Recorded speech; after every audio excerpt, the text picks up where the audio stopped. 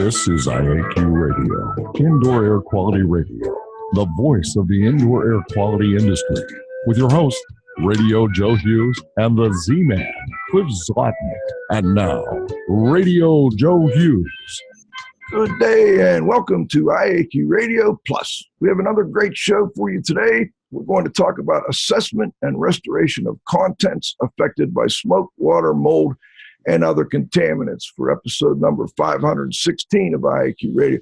Kind of a timely topic here with the issues occurring off the coast of the Carolinas right now. Joining us are going to be Mike O'Donnell, Ben Umberger, and sitting in for Jay Van Duzen, who is out in storm country and is going to have to be responding for folks, will be Sean Stillman.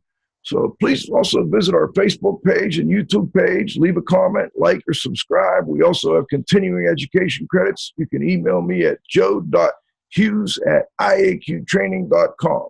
And before we get started, we want to thank our platinum sponsor. IAQ Radio Platinum sponsor is John Don Products, where restoration and abatement contractors shop. Visit them at jondon.com. That's JONDON.com. I also want to thank our gold sponsors, Particles Plus, Healthy Indoors Magazine, Gray Wolf Sensing Solutions, and AEML Inc. Laboratory. And of course, our association sponsors, the Indoor Air Quality Association and the Restoration Industry Association. Hello, everyone. I'm happy to report that Jack Springston in Glen Head, New York, was first to identify the Green Book's formal name as Recognition, Evaluation, and Control of Indoor Mold. The IQ Radio trivia question for today, Friday, September 7th, 2018, has been sponsored by Ideas, the solution chemistry company, creating unique solutions to odor removal, surface cleaning, and decontamination problems. Here is today's trivia question. Name the 19th century American cabinet maker known for incorporating a harp into his furniture designs. Back to you, Joe. Thank you, Cliff. Today's guests are Mike O'Donnell. Mike has been a leader in the contents restoration field for over 40 years. He started as an apprentice at Bick's Furniture Service in St. Clair, Michigan, back in 1975. He worked his way up through several Detroit area firms until he held the title of Master Craftsman and Foreman of the Finishing Department at Englanders, Inc. So he was there from 78 to 85. At that time, he also started training in disaster restoration, and in 1988, started Professional Furniture Services with 3 employees in a 1,200 square foot facility. Over the last 28 years, Professional Furniture Services has changed its name to O'Donnell Brothers Professional Furniture Service.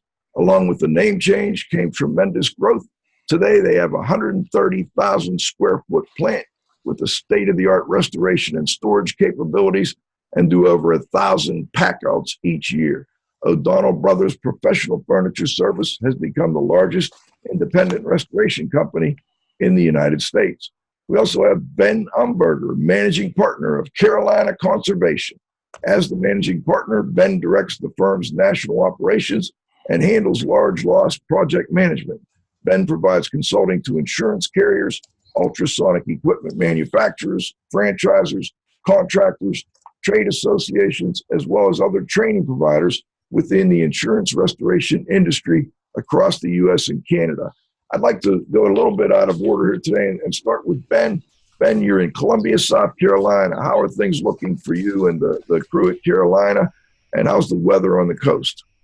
It's looking pretty good here. It's still a little early to tell what we're going to get. A couple years ago when we had the 1,000-year flood event, I think we learned a lot about what the water tables would do and the lake volume, and it's been a little bit down so far this year, so we're pretty optimistic about the flooding situation, at least going into the storm. But it sounds like on the coast they're starting to get a good bit of rain, about 500,000 people out of power at this point. So looks like they're bracing for more of the same over the next couple of days, and hopefully we'll find out what's coming our way. Yeah, it sounds like you've got it sounds like mostly it's going to be rain and rising water, and it looks to me like a lot of the homes, at least on the coast, are up on stilts. Is that a requirement for building in your area? Yeah, it looks to be pretty common. Some of the older houses a few rows back are still kind of on the ground, but a lot of people, their first level is parking or storage or space they know is probably going to get wet one of these days. So it looks like the storm surge, at least up in the North Carolina area, last time I checked, it started to move in pretty good. And I'm guessing that's probably going to creep in a little bit more just because the terrain is so flat. But I know there's about 200 people that didn't heed the evacuation warnings, that they're sending crews in to try to extract some of those folks out of Topsail Beach area. So hopefully everybody stays safe up that way. Well, thanks for joining us, and I know you've got to be incredibly busy. We appreciate having you. Cliff, I want to turn it over to you for the interview. Maybe you could start with the first question. Well, I think what we should probably do is, did you introduce Mike O'Donnell? I'm not sure if I was on. I did, yes. Okay, perfect. Mike and Ben, I know you were having a little trouble getting in, but I forgot to mention, we also have the Restoration Industries Global Watchdog with us, Pete Consigli, and we'll bring him in as time dictates. Thanks, Pete. Well, yeah, because there's an age difference, and I guess right now I'm probably the oldest person that's here. I have some kind of background information. I think I'd like to set the stage a little bit. I have a profound disappointment, with the restoration industry in general. And it seems that there's an obsession for bigger, faster, and more expensive ways to blow hot air in buildings and to perform unnecessarily complicated mold remediation processes, while restoration has become a lost art. I'm real excited about today's show because from my vantage point, if there is a future in restoration, it really lies with folks like you. Content specialization isn't really a new concept. When I entered the industry in the 1970s, projects were often divided between two types of skill sets. One was general contractors, and general contractors would prepare the structures and paint them and so on and so forth, and cleaning and restoration firms would clean and deodorize the concepts. Through RIA and its predecessors, I met the largest and most successful restorers in the United States. I had the opportunity to tour their impressive storage and cleaning facilities. I really wanted to emulate this success. I wanted to do the same thing. I guess along with these impressive facilities came very impressive overheads as well. And sadly, many of the people that I looked up to have now gone by the wayside. In our particular case, we were practical. We only did packouts when we needed to, and we were able to do the majority of our work on location. With the trend towards lower quality furnishings, diminishing costs of electronics, I'm just really wondering whether it's the right thing to do for someone just starting out to build a contents restoration facility. And I think one of the good things is that RIA is holding a couple of events. One is a forum event, and then one is a specialized training event where I'm sure that questions like this are going to be answered. But in any event, let's get into our interview. I think we'll just maybe do a roundtable. It probably makes most sense, and we can get both of you guys to kind of comment on both questions, or both comment on the question. I think we should start out really with evaluation. That's probably one of the first things that you need to do in a restoration situation. So what the question is where, when, and how are contents evaluated for restorability? And is an effort made not to spend money packing and moving items that are a total loss or just are not worth the cost of restoration? So I guess, we can start with Mr. O'Donnell first. Yeah, the person on our staff that does it is the first responder, which would be the estimator / salesperson. They would make a determination on salvageability.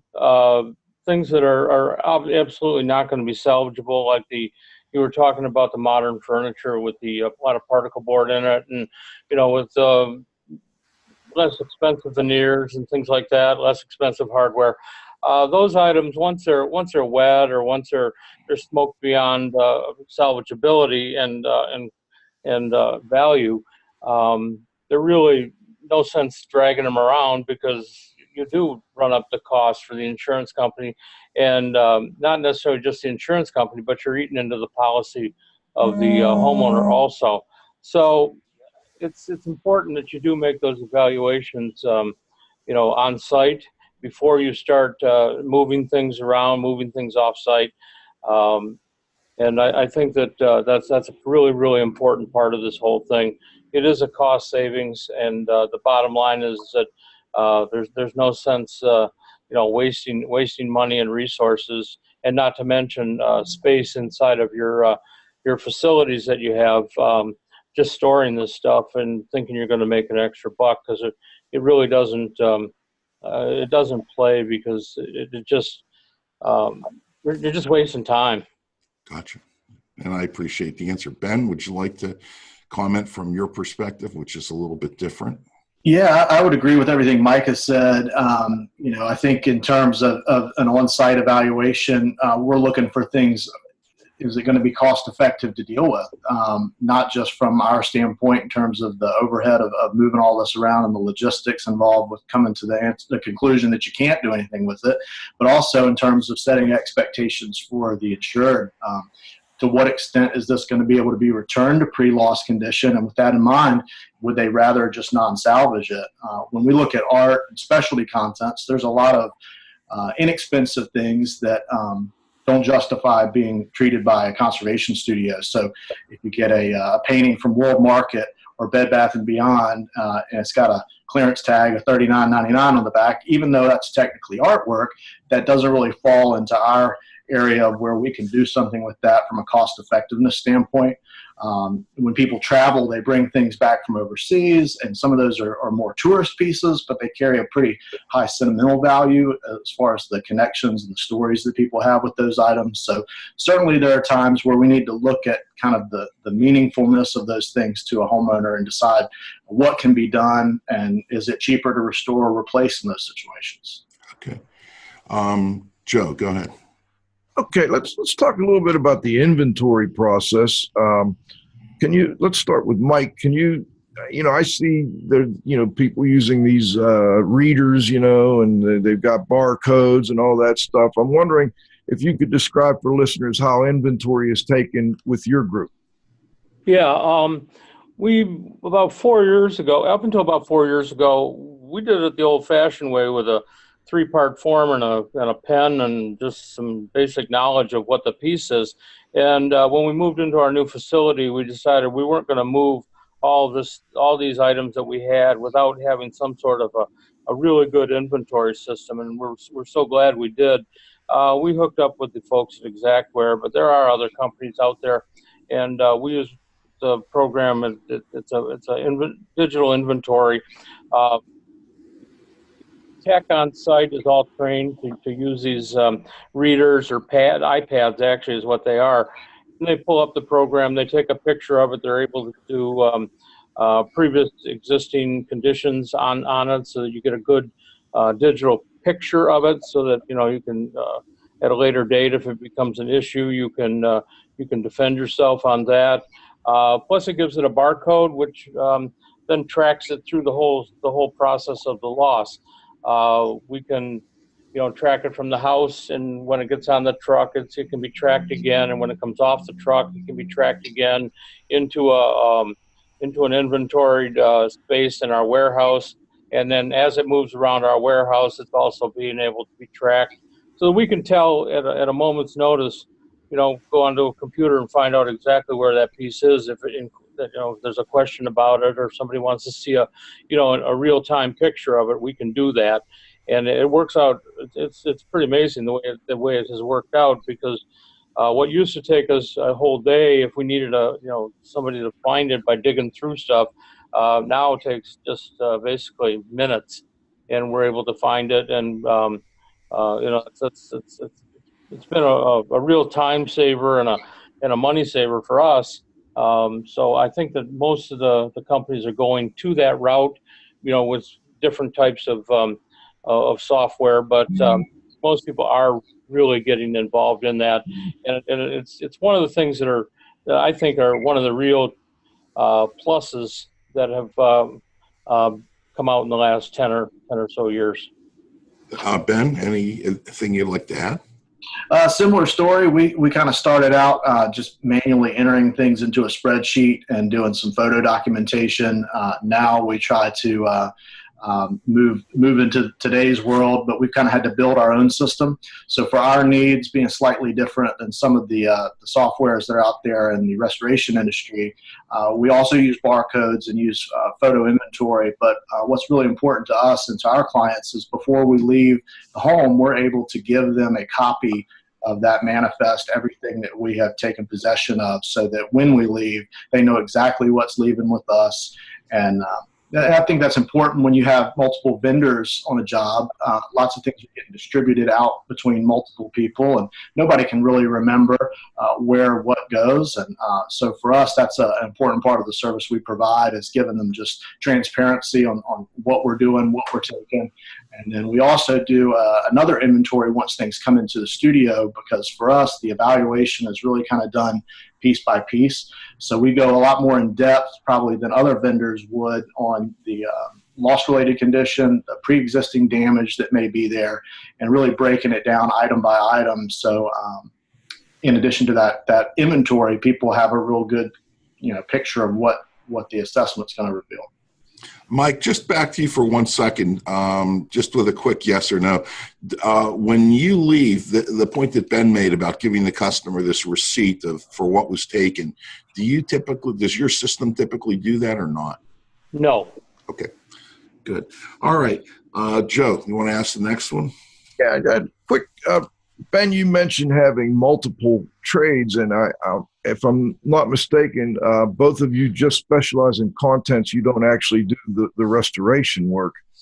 And I'm curious about packing out. That can be a huge issue. And I'm wondering, do you do your own moving? I guess we'll start with Ben, then go to Mike. And are there industry resources available to use for training your workers on how to pack out properly? Oh, yeah, great question. Yeah, we do everything ourselves. So from a on-site standpoint, we're there with the rest of the folks working on the job. A lot of times we're first in, depending on the sensitivity of the things that are in the home and the size of the collection. So we have full-time art handlers that their only job is to go in and to wrap, pack, and package all of the art specialty items that are coming out of the home. We don't do furniture. We don't really do rugs. So while we do some specialty contents outside of the art, musical instruments, antique firearms, some taxidermy, crystal, and china, there are a lot of different packing strategies that go into packing those items. And depending on the size and depending on the sensitivity of those items, it ranges from basic soft packing or wrapping methods all the way up to full crating.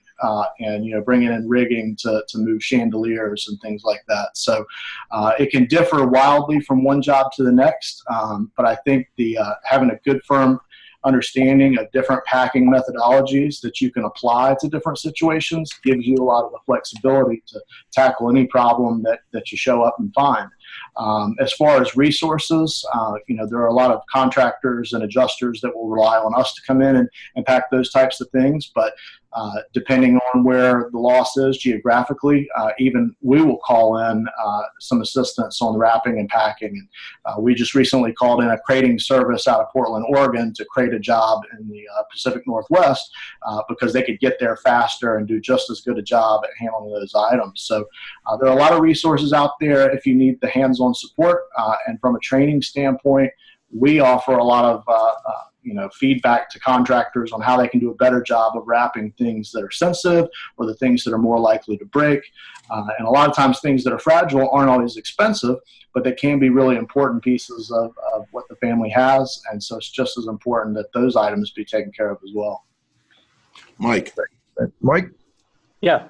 Same question, moving. Do you guys do it yourselves or do you subcontract it?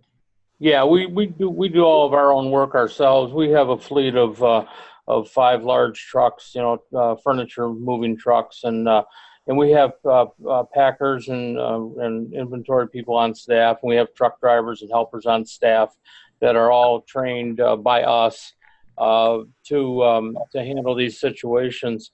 We're a full contents restoration company, so we do everything from packing the boxes, the dishes, and all that, and to the artwork. We do have an art restoration portion of our business where we can, do some of the things that Ben was showing on his on the slides we saw earlier. I think you're going to show them later in the program, but so we get into some of that, and then we also do the restoration, the furniture restoration, reupholstery, and all that here. But in answer to your question about the boxes, we pack the boxes ourselves, and we transport them ourselves, and we wrap and skid them up ourselves, and we do all the work here in our facility. Everything is done by us. The only thing that we sub out is electronics. Just a question, because you do this yourself, Mike, and you have your own trucks for doing it. I got a question. Are your trucks hard-sided or soft-sided? They're fiberglass sided, and they're all racked on the inside with slats you can tie, with moving strap ties, and it's a regular professional moving vehicle that's designed especially for us. They have the attics on them for additional space. The attic is a part over top of the cab where you can, store more things, and there's ways to tie things down and secure them with netting and things like that. So. The reason that I asked is one time I was touring a restoration plant up in Canada, and this was a Belfour plant, and it was the first time that I'd ever seen it. The trucks were soft-sided, and they actually had a forklift. You see them now, trucks with heavy equipment and so on and so forth. They have these little forklifts that go on the back, and they actually had the ability to take vaults on location, pack the vaults on location. They had this forklift that would, lift them up and set them on the truck. It was the first time and only time that I'd ever seen it. It was really, really a very, very slick system. And again, one of those things that had it down. Yeah, some of the guys are using that system. I know that Jay Van Dusen out of Maryland is using that system. We're of the old school way that we like to make sure the load is secured. Filling up every spot in the truck. My personal preference is I don't like a box inside of a box, which is kind of what the and with the soft sides, it doesn't give it enough support on the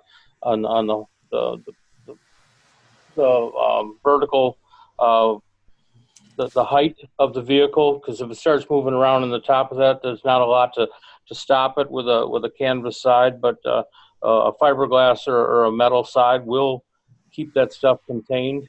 If you get into crosswinds or if you have to swerve or something like that, it will keep it nice and secure and tight and all that. So, and our guys are trained to make sure that they use up all the cubic feet in there, not just floor load things, so that they shift around.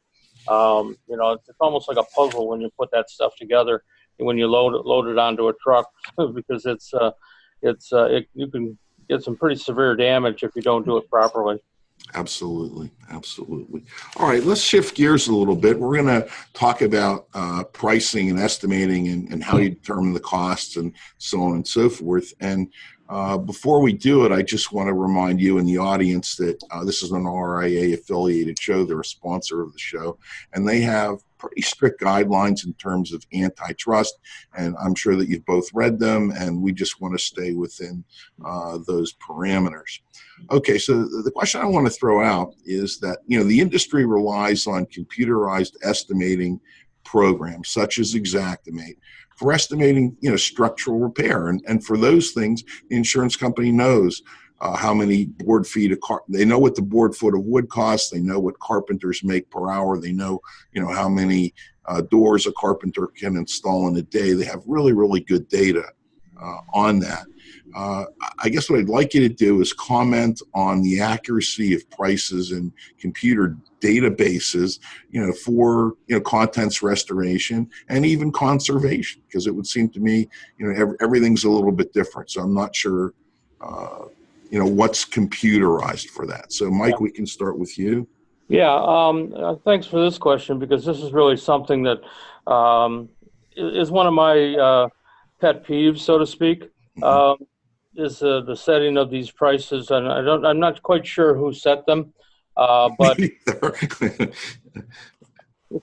you know what I mean, I don't think that I think that they're they've made up for it in certain areas. The cost of cleaning, and I'm not going to use any particular brand because they're all kind of the same, but when they came up with their pricing for cleaning items, especially with heavy smoke and things like that, and the larger items, and they give a price to it, and I don't think they really thought it through very clearly, because it takes a lot longer than a few minutes to just wipe something down. Right. When you're talking restoration cleaning, you're talking about, especially with like dressers and nightstands and things that have drawers and back panels and stuff like that you have to get behind where the seams are. So you have to pull that all apart in order to do that. Well, in order to clean that properly, you're spending a lot of time. And when you get say, and I'm just going to throw this out there as a hypothetical, but when you get $15 to clean a dining room table, and it takes you an hour and a half to do it because you got to open it up and get it into the runners and the slides and all that stuff, it's just really hard to recoup your money, and then and let alone make a profit. And then, if I can interrupt you just for 1 second. Okay, in the old days, when we hand wrote the estimates, we had the ability to describe in great detail what we were doing with it and embellish, and embellish or use descriptive words that embellished what we did. So it wouldn't just be a dining room table that we were cleaning. It might be an antique solid maple dining room table in a Queen Anne style, and that we were going to clean it and polish it versus cleaning a wood office chair. Do you have the ability, to accurately describe, what you're dealing with and why this piece is different and why it requires more services? Does the insurance company allow you to do that, and will they pay for it? Sometimes. If it's just a cleaning, and I say just a cleaning, say it's a light clean or a heavy or a medium clean, then they're going to go with the prices that they got. They're not going to let you add any kind of verbiage in there that's going to, they're going to say, well, this is the price, and that's it. So that's kind of tough. When you get into some heavier smoke or anything that's got any restoration in it, there really aren't any price guidelines set, and I think Ben can concur with this, is that it's up to the restorer to put the price to it, because of the fact that it takes so many hours to do it, and it's different skill levels of the people that are doing the different parts of the project. So it's like a moving target, so to speak, and there's really no way for anybody to put that down there unless you've got years and years of experience, which we do, and I'm sure Ben does. It's just then you can kind of set your prices, and really you're setting them to, at that point, a value, a cost evaluation type price. And so if it's not worth the cost, then it's not, then they're not going to okay it. But one thing that we do as a restorer in pricing is that we do set the bar, so to speak, on the cost of restoration. Because sometimes if you go in your grandmother's basement and you see this old cabinet sitting down there, and it's a solid mahogany piece, and it's been there for 40 years, and you get a young adjuster out there who says, well, I can get that for $50 down the road. Well, there's a difference, because in the insurance industry, it's like in kind. And so when you're talking about like in kind with these old pieces, you're talking about solid wood substrates, and you're talking about solid wood veneers. You're talking about solid brass hardware. You're talking about wood drawer slides and dovetail joints and things like that. So you're really at that point, your apples and apples turns that piece into a Henderdon or a Baker piece, which are top level items, and then so that the price goes way up on the value of those things. Now the restoration cost now comes into play, because if you set a restoration cost of X amount of dollars and it's quite a bit below the like in kind price, then you've set the bar for the insurance company on their replacement cost policies, because they owe for replacement costs or restoration, whichever, at their discretion. So you've really saved some real dollars for the insurance company, and the insureds are, if they decide to total loss it or just take the cash payout on it, are usually pretty happy with that price. And so it's a win-win. And then if we do the work, I mean, that's even better for us because, obviously we're in it to make some money too. So. Cliff, do you want to keep going on the pricing and then break for halftime after that? Yeah, I think so. Mike, back to you again. Do some restoration companies that do pack outs, do they still use box pricing where there are different size boxes and it's a flat rate for everything that fits in that box, or are they estimated each item separately? Well, no, they're still using a box rate, Okay. and quite frankly, that's probably the best way to do it still. Okay. If you started doing things individually, you're talking an astronomical number. If you start charging for every plate for $1 for every plate, and then whatever the number would be, I think number one, you're creating a lot of extra paperwork for yourself, and I don't think you're doing anybody any favors by doing that, because at a certain point you're just eating up dollars. Now, if you can do whatever's in that box and it's cost effective, and whatever the price is nowadays, $34, $35, whatever it is, typically that box will hold more than $35 worth of items. Mm-hmm. So it's still a pretty good way of doing it, although the inventory and the packing is a separate charge. Okay, good enough. And I guess the final question is really third-party administrators. I know that they're very active in the water damage part of the market. Mike, do you encounter them a lot with what you do? No. Okay. And I know that's a pretty cut and dried no, but for the most part, the third-party administrators, they haven't figured out contents yet. Okay. In my experience, I've talked to a number of them, and they want to figure it out. It's just that they still haven't gotten over the fact that I think, Cliff, you said at the beginning of the program that when you first got in this industry that there was contents companies, restoration companies, and there were structure restoration companies. And in my personal humble opinion, never to be outspoken on the subject, by the way, the thing that it has to go back to that. Because what the TPAs are doing is they're assigning all the contents jobs to contractors who have gotten involved with contents or been forced to get involved in, and a lot of them don't even want to be there. They want to stay in their lane. They want to do their job. That they know how to do the structure. They know that a 2x4 goes here, and they're going to put a 2x4 back there. But they sure don't know about the gold trim around the top of a teacup that was Grandma's favorite. And don't mess with that, because it's going to mess with your entire check at the end of the job. So they don't like it a lot. So I think that until they figure that part of it out, it's going to be really hard for them to put any kind of contents TPA program in place, because it's just too many moving parts. Gotcha. Well, Ben, any comments on pricing that you'd like to add? Yeah, I think Mike made some great points. For us, we don't use any third-party pricing system. It's basically just generated by our assessment of what we think the time and materials will be. There's really an art to looking at something before you've started to treat it, and to go through and kind of look at the steps that you're going to be using and the process, and trying to anticipate any of the things that are going to slow you down and be accurate with your assessment of time. We don't like to do any kind of supplemental billing on labor if we go over, so it's really important for us to be accurate.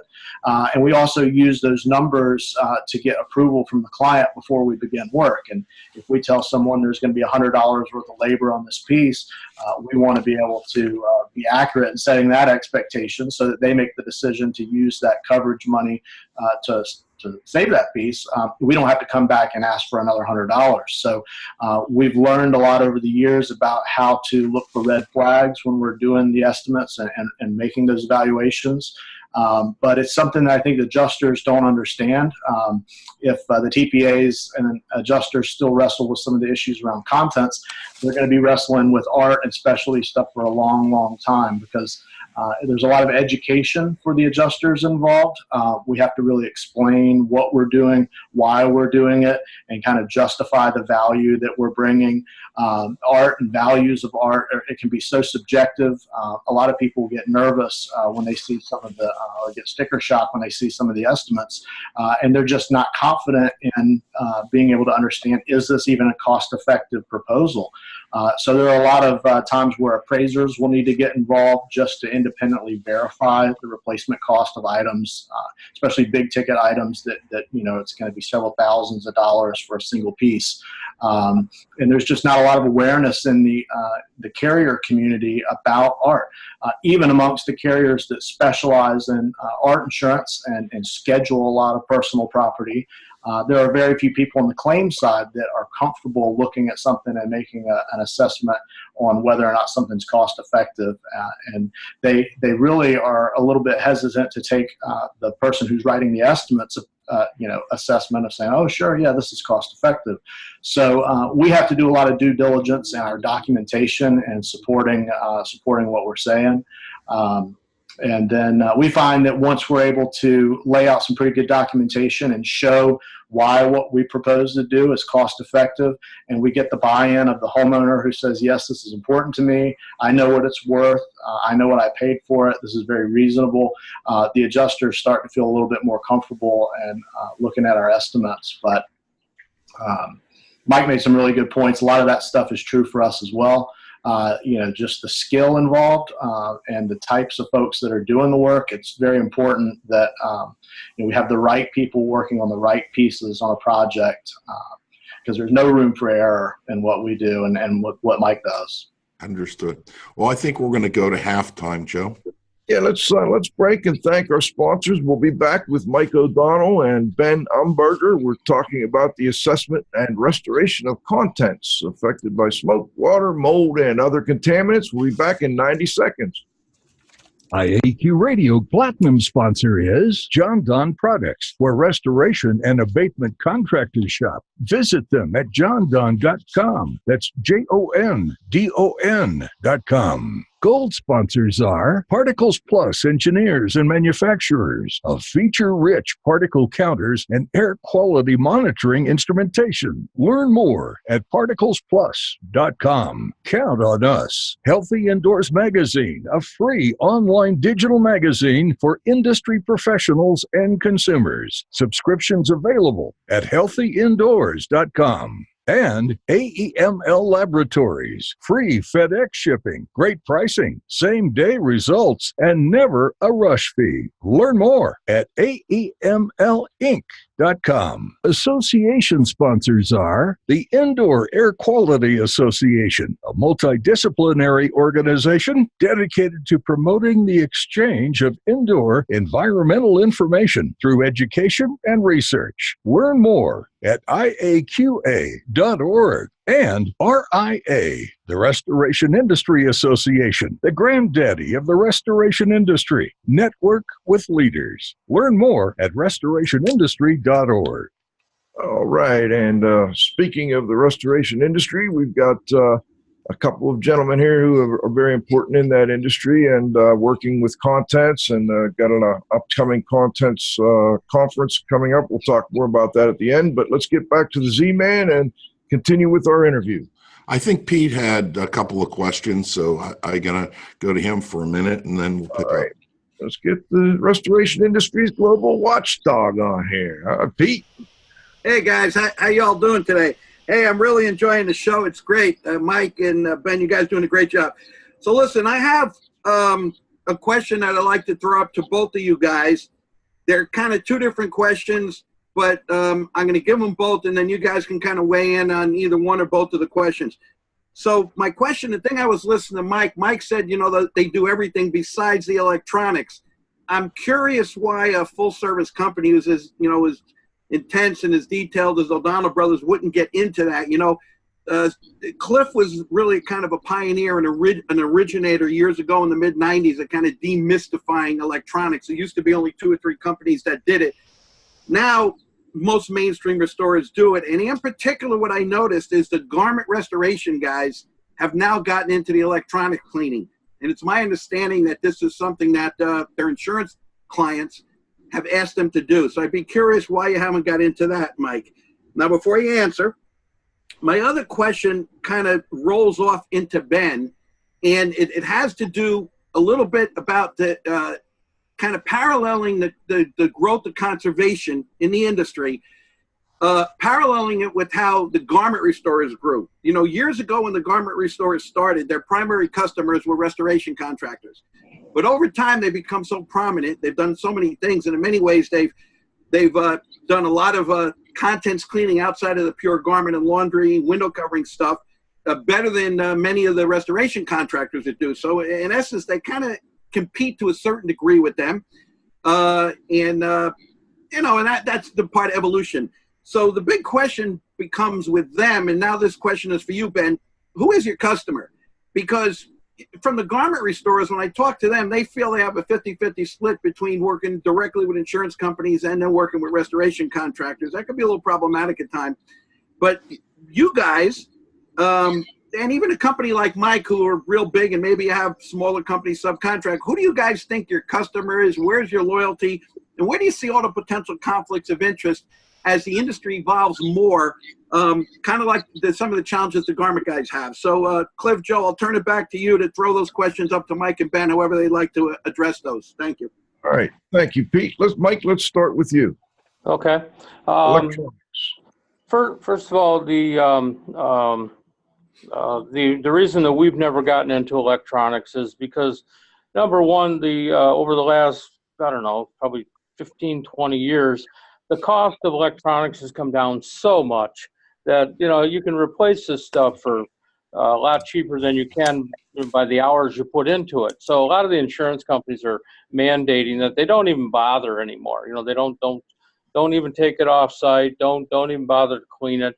And in the case that they do, if they can get by with just cleaning it and that's it, and then testing it, then that's fine. Okay, if it's a light smoke or something like that, or maybe a light water intrusion into it or something, but to make sure that the circuits aren't rusted or smoked up or something like that, then it's okay. But when you start having to do some restoration work and some repair work on these electronics, and then you're basically setting up the fact that the warranties are now null and void. The manufacturers won't cover it anymore, and 6 months down the road, you end up paying for that TV that all of a sudden went on the fritz, and it may have been doing that before you even started. So we just decided early on that there was just not something in our wheelhouse that we were real comfortable with.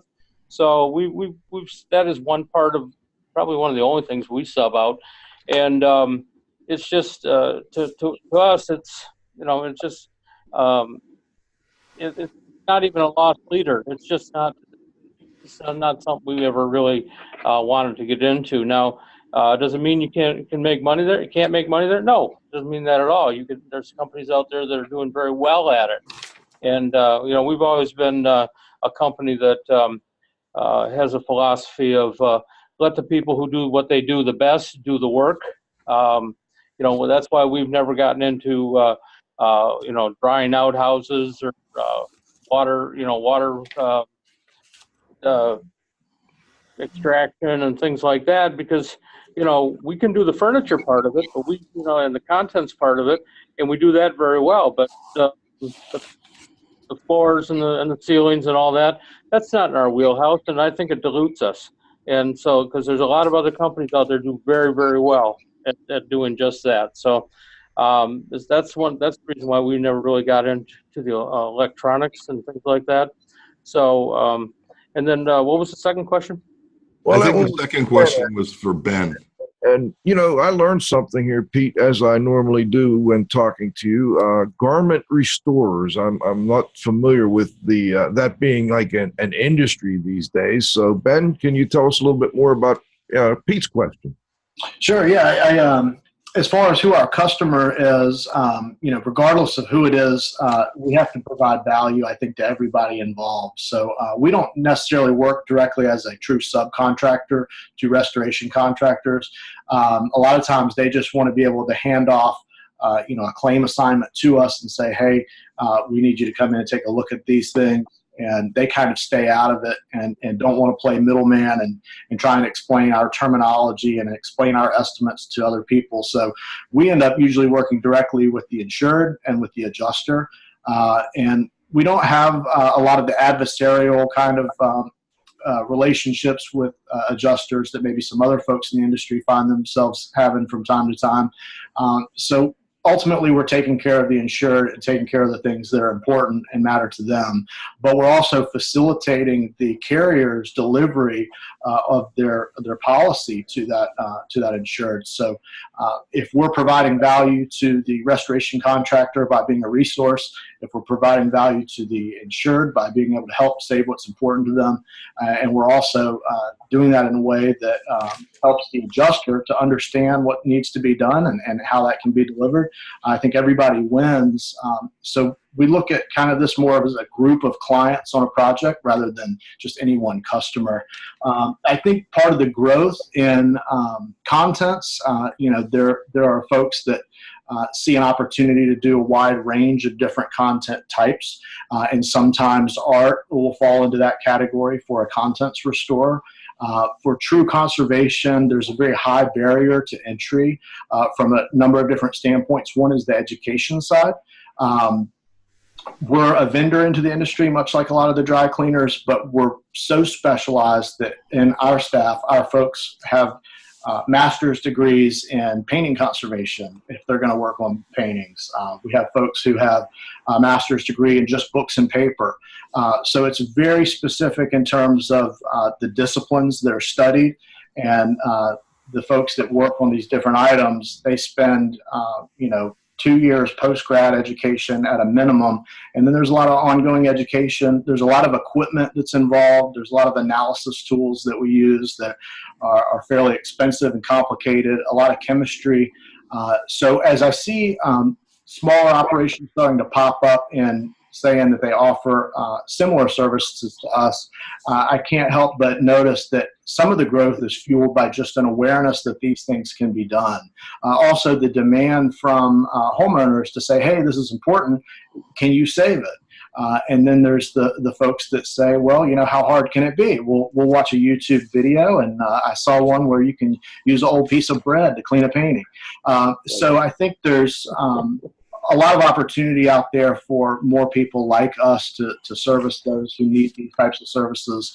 It's important that it be done correctly and be done well and from an ethical standpoint. But I think the awareness in the industry is starting to move towards we need people who are specialized in the certain specialty things that we deal with. So whether it's furniture or electronics or textiles, there's always going to be room for people that are good at their area of focus and can deliver real value to folks. I just want to note that the photos John is putting up were sent to us by Ben. These are actually his folks, I believe, doing some conservation work. So very, very nice. Cliff, let me turn it back over to you for the next question. Okay. I think at this particular point, let's just talk about hazards a little bit. Hazards, the risk to employees. What sort of contaminants are you asked to remove, Ben? What are some of the most hazardous things that you've been asked to remove from fine arts and so on and so forth? So microbial growth, pretty common after a water loss. We see asbestos, we see lead-based paints. So we see a lot of the same things that that Mike is seeing and dealing with. I think there's always going to be risk involved. We try to be pretty diligent about our PPE use and being aware of job site hazards. Certainly in-house, we take some steps to kind of minimize exposure to solvents and some pretty nasty chemicals that can be used sometimes. So extraction and ventilation are really important. Pre-cleaning, setting up temporary containment is important for a lot of the pre-cleaning that we'll do on site so that we avoid cross-contamination. But yeah, we take safety very seriously, and we always look to the experts that we're working with to advise us on what we're walking into, because the contractors are going to have a much better picture of what's there and what's happening, and the information that they provide to us helps us to be aware and to be safe.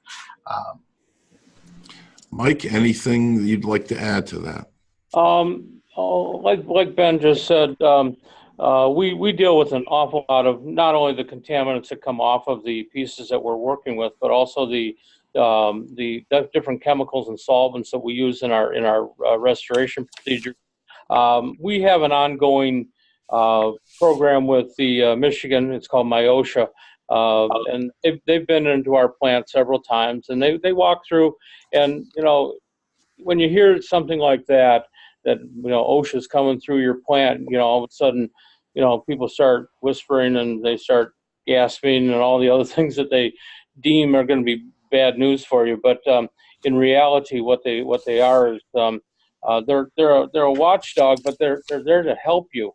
And we've got a protocol with them that they stop in every so often, and they make suggestions as to how we can better do our job when it comes to hazardous materials and things like that. So we make sure that our people are protected. We follow their guidelines. We use the right PPE both in the plant and in the home. We rely on protocols of indoor air quality people and things like that. And so we're guided in a lot of times, especially on the on-site packouts and stuff like that, to protect our people, and we take that very seriously because we don't want any of our people being exposed to any of these hazards while under our watch. That's for sure. So it's an ongoing thing, and then the education levels get better, and we're able to do more and more for our people. But it's important that you take advantage of the programs that are there for you, to help you, and not look at things as a negative always. Understood. All right, Cliff. Before we go over and talk a little more about the upcoming event, there is one question on here that I thought I'd really like to ask both of you guys, and that is, and I may reword it just a bit. What's the most expensive and unusual content that you guys have had to clean and work with, and was it profitable for you? Start with Mike. Yeah, we get some pretty strange stuff. We've had a lot of masters paintings and things like that, Picassos, Rembrandts, things like that. We do have a gentleman here in Detroit who's a conservator that we send all the really, really high-end things to. But we also get different museum pieces as far as furniture and things like that. And we have to write protocols and procedures as to how we're going to do these jobs before we even start them, so that we're being as true to the original build of the piece as possible. But I think one of the coolest things we ever did was it was a water damage, and we ended up with Arnold Palmer's 1964 Masters jacket, the green jacket. That was the guy got it at an auction, so that was pretty cool. Very cool. Ben? By the way, Ben, we've got a photo up now. I don't know if you can see it, of one of the pictures you sent us. That looks like a fairly expensive piece, possibly. Yeah, so this is pre-ban ivory carving. They're actually urns, and so so the one on the left has been treated, the one on the right as it came out of the house. And these had ashes on the inside, but they were not from the fire. So they had go a lot of trouble to make sure that we were removing what wasn't supposed to be there and not removing anything that was supposed to be there. So an interesting challenge, but hard to put a price on ivory as it's illegal to sell, so something like this is essentially impossible to replace. We see a lot of really interesting things from sports memorabilia, like Mike mentioned. We've done some work for some major sports and music stars, and so it's always cool to see the things that they've collected over the years, as well as some of the pieces of their own kind of career history. From a value side, we have paintings that come in that were paint by number that were done by someone's grandmother. We have pieces that come in that are in the millions of dollars. So it's a pretty wide range there. A lot of things have historical value. The document that you have up now is a post-Revolutionary War land grant, pre-Revolutionary War land grant here in South Carolina that had been folded up and put in a footlocker in someone's attic for years and years and years. So sometimes the value is not always super high on the monetary side, but being able to see history through the lens of contents restoration and specialty things like this is always really interesting if you like that sort of thing. And you can't see it in this photo, but in the top left where the signers to the document have signed it, the person who was receiving this was actually illiterate and made their mark with an X. And seeing things like that, I think, is really, really cool. It's a far cry from the contracts we use today on a job site, but you never know what's going to be there when the phone rings. That's for sure. Very cool, Ben. By the way, it looks like we do have Sean. As listeners may know, Jay Van Duzen, the chair of the RIA's Contents Council, was going to participate, but being in Maryland's coastal region, he was affected by Hurricane Florence. So longtime Contents Council member Sean Silliman has agreed to fill in for Jay. Before bringing Sean on, I want to give a little overview and inform our listeners of the highlights of RIA's Content Summit this fall, which is dovetailing off of the CLS course Mike O'Donnell has spoken about earlier. Let me give you a quick introduction. Sean is a second-generation restoration contractor and owner of First Restoration Services in Fletcher, North Carolina. FRS of Asheville, located in western North Carolina, is a family-owned business started by Sean's father, Chris Silliman, in 1987. FRS is a DKI network company and longtime RIA member. Sean is an RIA certified restorer and water loss specialist.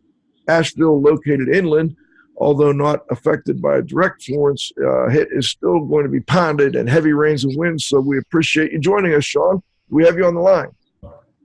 Yes, thanks for having me. Thanks for joining us.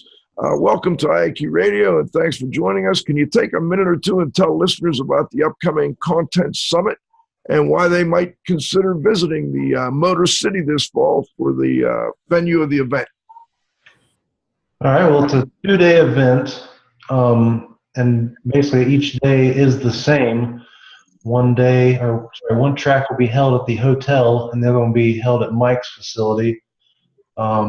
The track that's held at the hotel will be basically as you would think it would be, with speakers and group time, networking, roundtable discussions, and then the other track will be held at Mike's for some hands-on training. So it's really the best of all worlds, having technician training, manager training, owner training.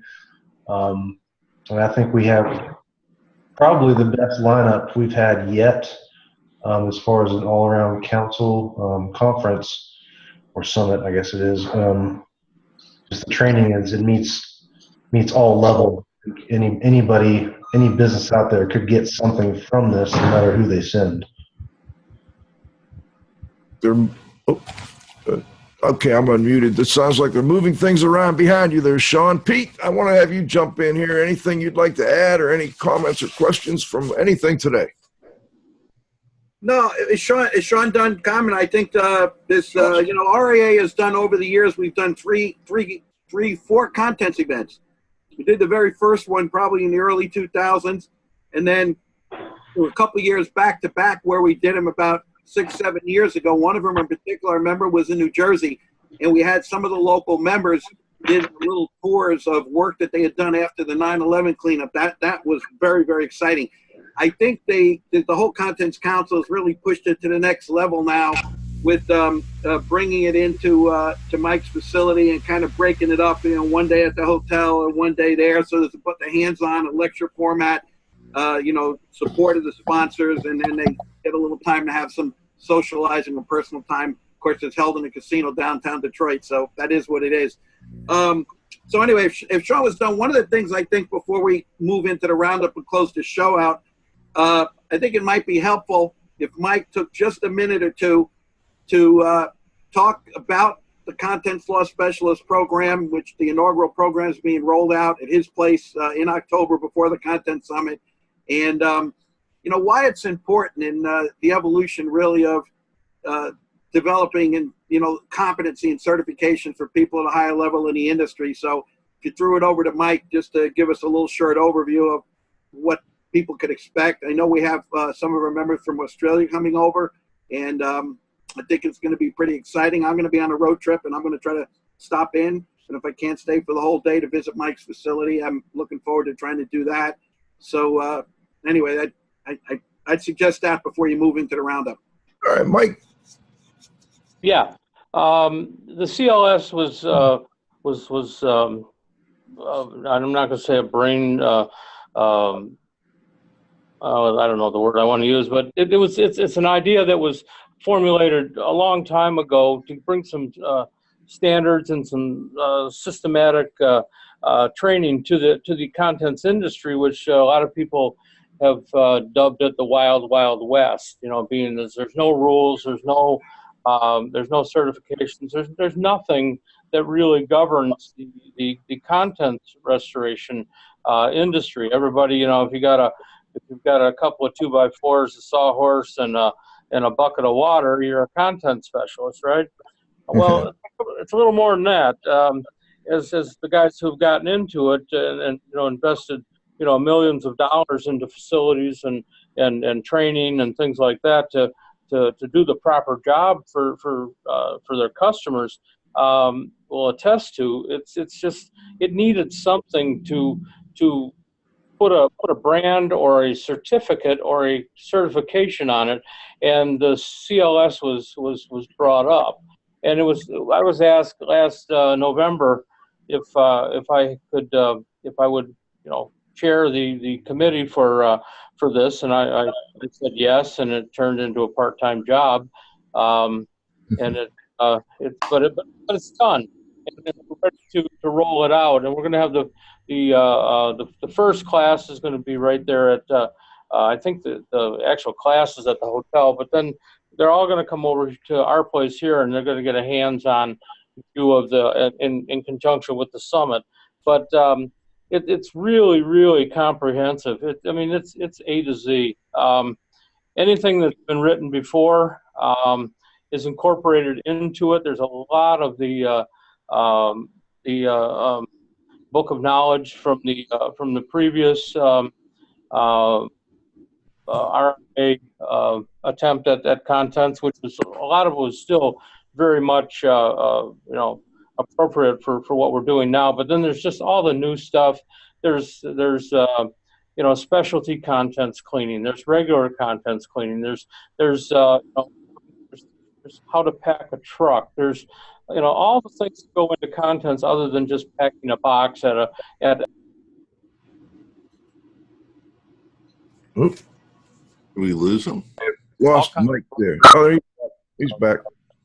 Yeah, safety, health and safety issues in it, chemicals, branding. It's a really comprehensive program, and I think you're going to get a lot out of it. Anybody who signs up to take it.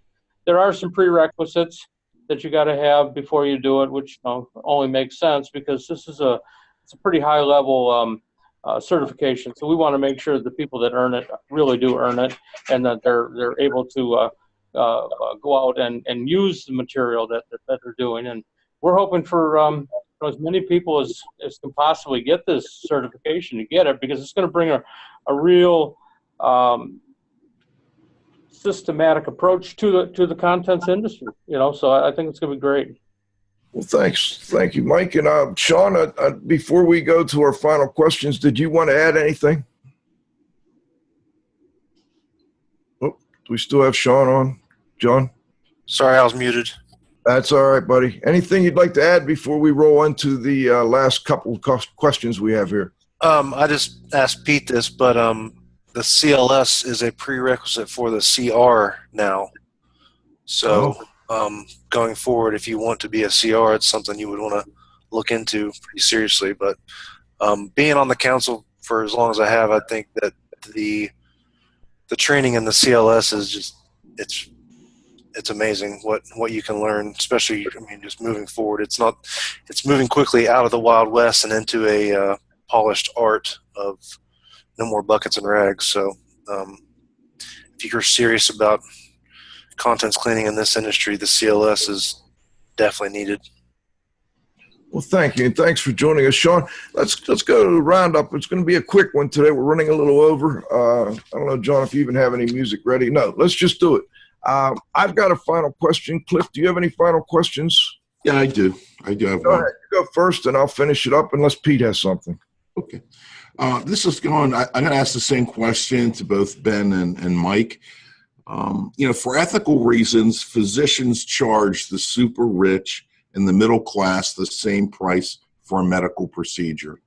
Does the value of the item you're working on, or does the owner's ability to pay ever affect your price? Can I step in on that? Sure. Yeah.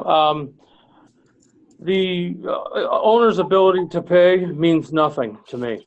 Okay. If you have the piece and you want it restored, here's the price. I don't care if you're, John D. Rockefeller or you're, a guy working on the line at Ford Motor. It's the same price.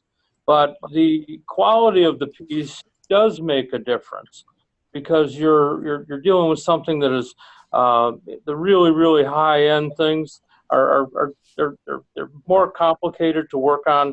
They're typically built better. They're typically put together better. They're harder to disassemble. So yeah, it absolutely does make a difference when you're talking quality. But as far as the ability to pay, no. In my opinion, it makes no difference at all. Just a response to that, but sometimes wouldn't good quality make something easier to clean or not? Not necessarily. Okay. Because there's more pieces to it usually, and I'm talking about mostly just furniture. And I'll throw in, like, say, a highboy from the 17th century. That the joints are hand done, so you got to they're typically not.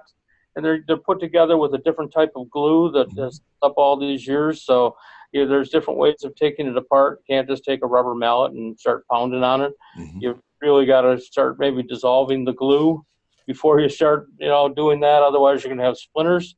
So yeah, so typically the better stuff is a little hard to take apart, especially when you've got loose pieces or you need to do some restoration work on another area. And in order to get to that area, you got to go through through a different area of the piece to be able to do your work. So yeah, the quality usually it makes a difference. Okay, Ben, same question for you, Ben. Go ahead. Ben, did you want to add anything? Yeah, I would agree with everything Mike has said. I think certainly with higher priced items, from a higher replacement cost value, there's more of a room for a budget to do more of the extensive work, so and still be cost effective. I have known people in our industry to charge a fraction of what they think the replacement value is. That does not fit with our outlook or our ethics, so it is a straight time and materials, and that could be $100 item or it could be $100,000 item, but the higher quality pieces, having that room in the budget to where we can do what needs to be done, do it properly, do it well, and still be cost effective, it always makes it a little easier on us. There have been a few times where we have donated services to those that couldn't afford to pay. In a family where they lost both of their sons, we decided to go ahead and clean some of the family photos and clean some of the family albums for them because they just didn't have the coverage to do it. And we would have appreciated that if someone had done it for us. So there are times where we will help people out just because we feel like it's the right thing to do. But otherwise, the price is the price, like Mike said. Just one quick follow-up to both you and Mike. I think standard insurance policies within the restoration industry would not insure the item that you're working on unless you are negligent. Do you have special insurance that insures the item that you're working on, in the event that you would damage it? Not out of negligence, okay. Sure. Yeah, we have all the general liability coverage, but we also have some special art coverage and some Baileys that cover us. If we trip and fall in the front yard and drop a painting, we're covered. If we run off the road on the interstate and wreck the van, we're covered. So we try to limit our exposure. We've never had to make a claim, fortunately, but you never know what can happen in our industry. You've got to have coverage just about every angle something could come at you from. So they do insure your workmanship. Someone's working on it and they use the wrong solvent and something like that. Yeah. So if we made a mistake and we ruined something, I believe we would be covered. We take a lot of precautions to make sure we're not doing that. Obviously, we've never had that happen in the past. There have been some incidents where we've had to undo previous workmanship that wasn't very high quality. So that sometimes makes our job a little bit tougher. At least we're in the business of fixing things, but fortunately we're not having to fix any of our mistakes yet. Okay, Mike, any comment on that? Yeah, absolutely. One of the advantages that full restoration companies have, and Ben just kind of mentioned it, very very briefly, is that sometimes when there's an issue, you can fix it before it goes back. And as long as you got a really good restoration company and a good quality craftsman working on it, you're basically nobody ever knows the difference. But, and I'm saying we're trying to hide something, but the truth be known that like that can happen. So no, we don't have those issues at all. But as far as insurance coverages, yes, we are fully covered. Our policies are built around our business. They're specialty policies that are made for property of others, for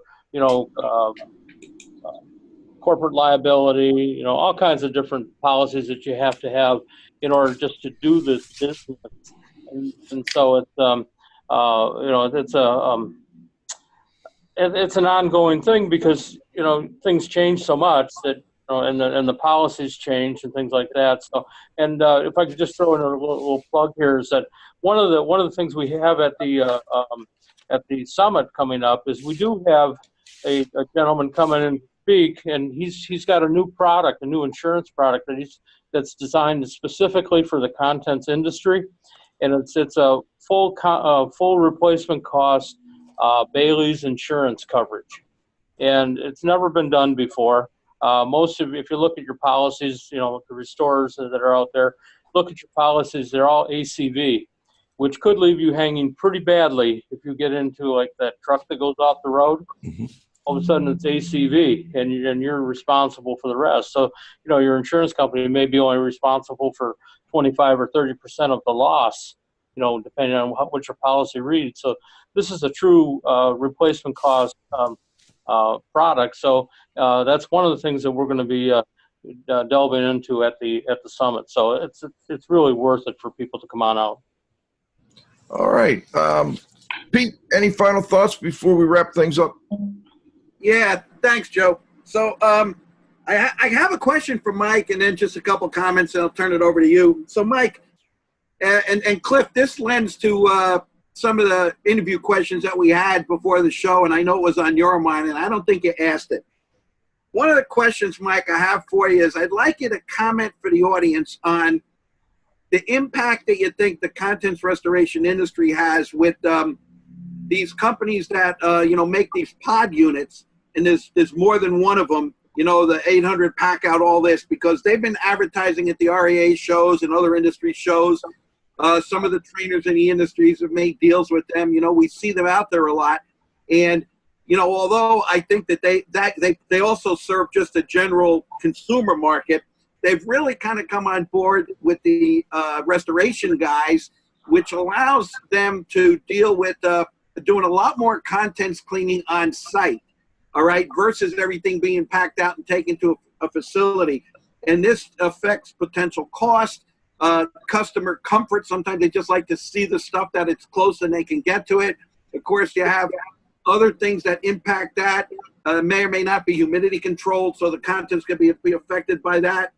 And, just comment on what your thoughts are on that. And Ben, if you had comments, certainly you kind of weigh in too, but I kind of think maybe it'd be up on more into Mike's wheelhouse. And then I make a few closing. Hello? You, Mike. Okay, because somebody just called in on my phone. So anyway, yeah, to answer Pete's question, I'm not a real fan of pods and I'm not, saying that they're, bad or anything. I'm not a real fan of that type of storage. Okay.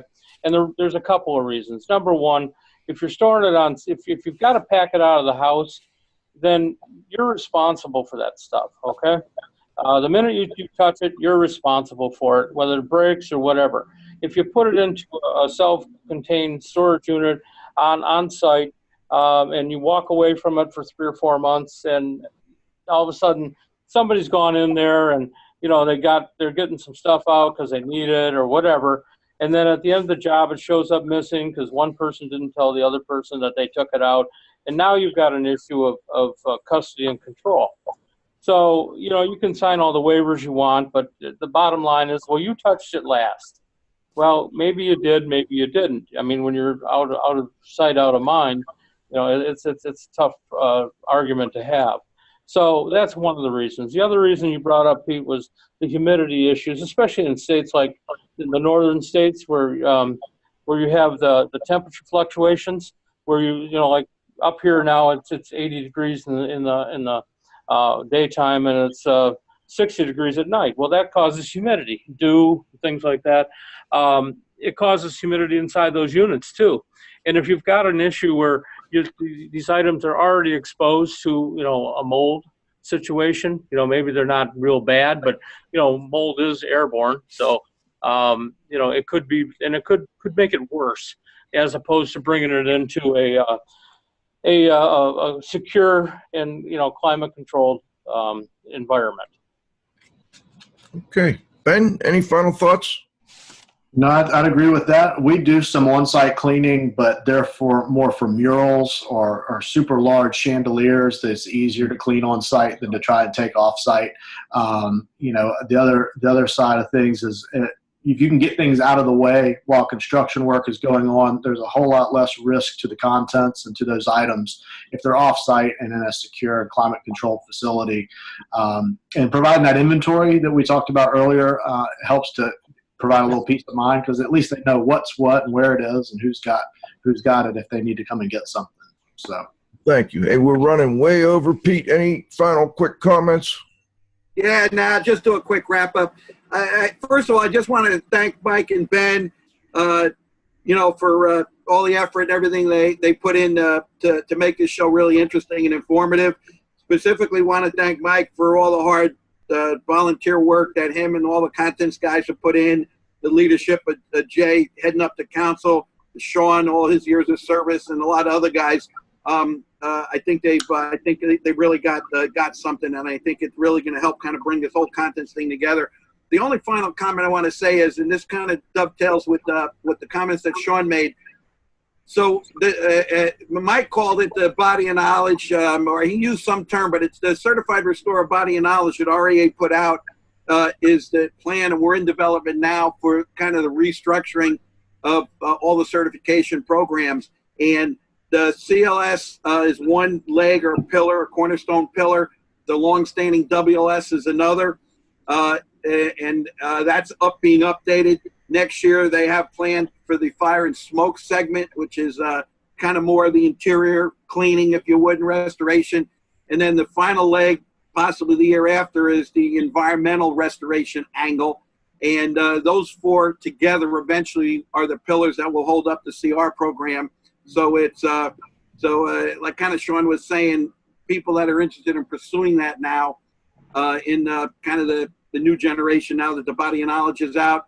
These cornerstone programs are not only a requirement, but what we feel is a lot of people who specialize in one area who may not want to have the CR, they can be qualified as competent, like Mike said, in that particular area, because that's the specialty, similar to the WLS role in the program for all the years that it had. So anyway, I thank you all, and I'll turn it back over to you, Joe. All right. Well, this is Radio Joe Hughes saying thank you to Mike O'Donnell, Ben Umberger, Sean Silliman. Thank you, Cliff. I'm losing track of myself here. And of course, to my engineer at the controls, John. You got to have faith. To the Z-Man, Cliff Zlotnick. Of course, the Restoration Industries Global Watchdog. Thanks for your help again this week, buddy. And most importantly, our growing group of loyal listeners. Next week, we've got Karen Dannemiller from The Ohio State University. We're going to talk to her about some excellent research she's been doing on relative humidity and soft goods like carpet and how they are affected with respect to microbiology and biological organisms. Looking forward to another great show. So come back and join us next Friday at noon for the next episode of IAQ Radio Plus. For IAQ Radio, I'm Spike Reel saying thanks for listening.